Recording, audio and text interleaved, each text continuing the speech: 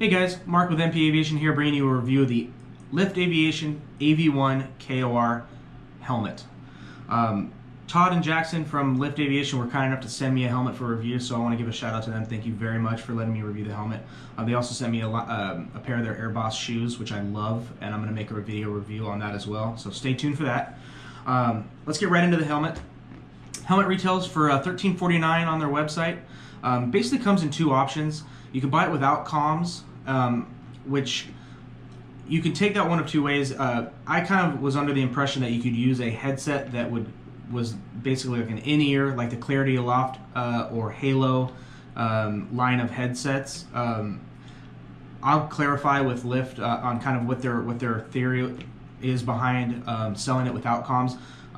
It could also be that, you know, if you want to just go install your own communication system within the helmet, you're free to do so. So they sell it without comms as well. I know quite a few people that use these with the Clarity Aloft headset. I have as well, and that's how I use this helmet. That's what I flew with in this when I use this helmet.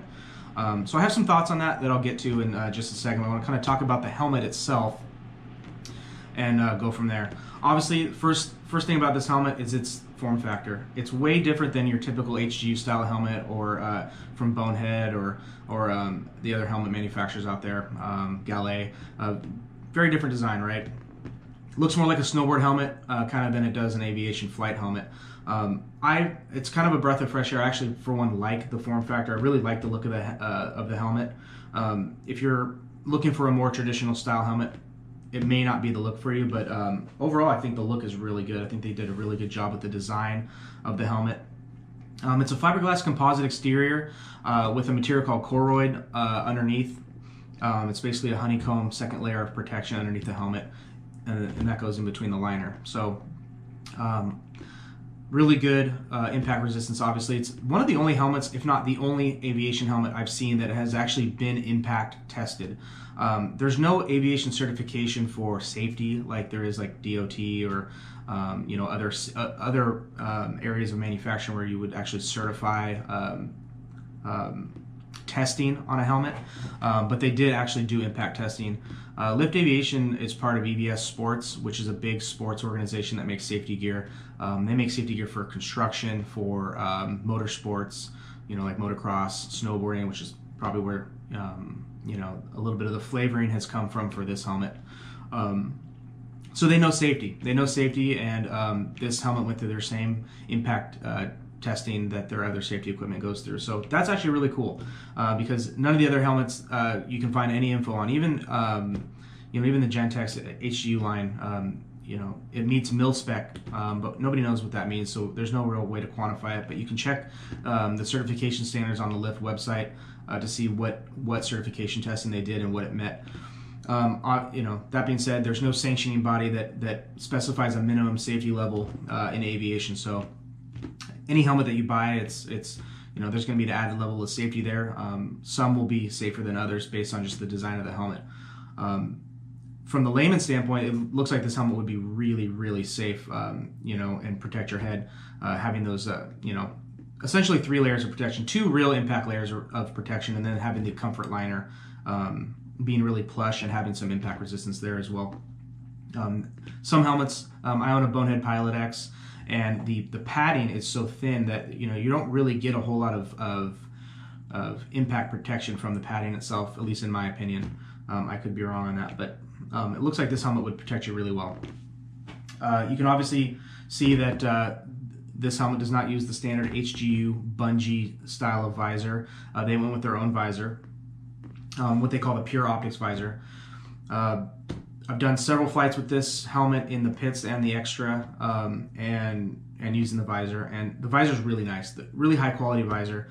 I have some visors that are kind of off-brand Gentex that I've tried on the Pilot X, and they're cloudy. The clarity is not real high, and so you can kind of tell that, you know, you kind of get what you pay for there. Some of my other higher end HGU visors are really well. They work really well, really clear.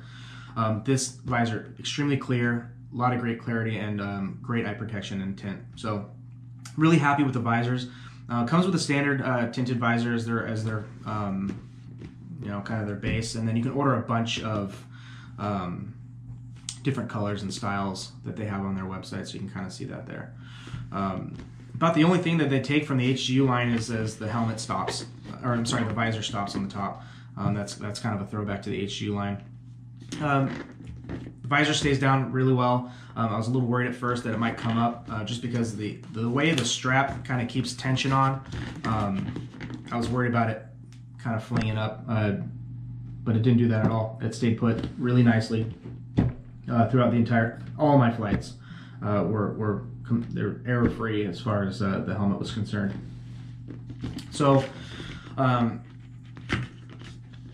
before I get to kind of how I feel about the helmet overall with the combination of the Clarity Aloft headset that I was using, I'll talk a little bit about the interior. So talk a little bit about that comfort liner. You can see inside, really plush sides, great for comfort. I didn't get any fatigue from the helmet itself at all.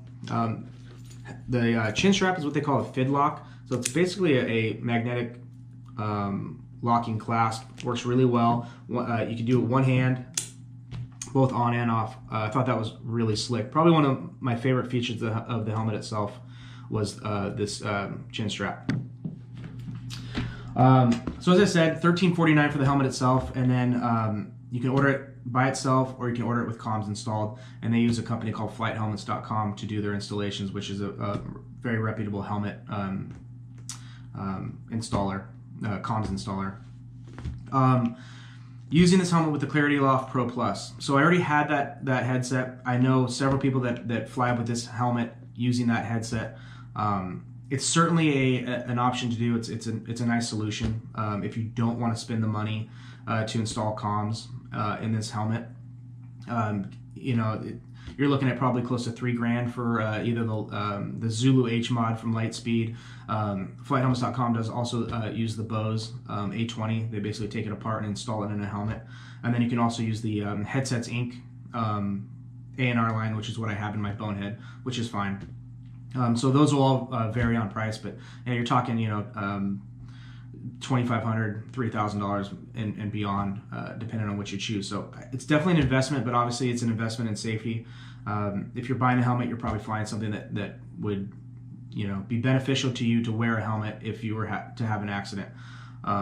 So I would recommend getting a communication device installed if you order this helmet. I really didn't like the way the Clarity Aloft pinched the sides of my ears, the sides of my head above my ears when I was using the helmet. I got used to it. It wasn't to where I was thinking more about that than flying the airplane, but it was just something I noticed. And so if I was going to order the helmet and spend the money, I would definitely put a comms device in. Overall, it's an extremely light helmet, extremely well-made helmet. The craftsmanship is really beautiful on this helmet.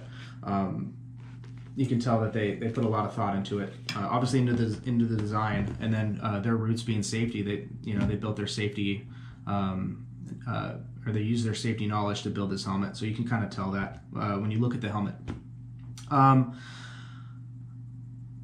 Plans for the helmet. So I think I'm going to do two things. I'm probably going to modify the helmet to take an HGU bungee visor. Why am I going to do that? I have 6 visors of different colors and tints that I have for my other helmet, and I want to be able to use those on this helmet. So I'm going to put a link in the description for ordering the bungee buttons from Gibson and Barnes.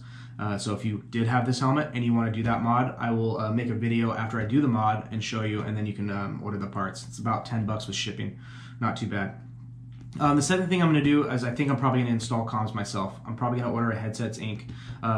Comm unit with mic, and I'll probably do the comms install myself just for fun, and just because I think this helmet will really shine with an installed unit. It's a great helmet.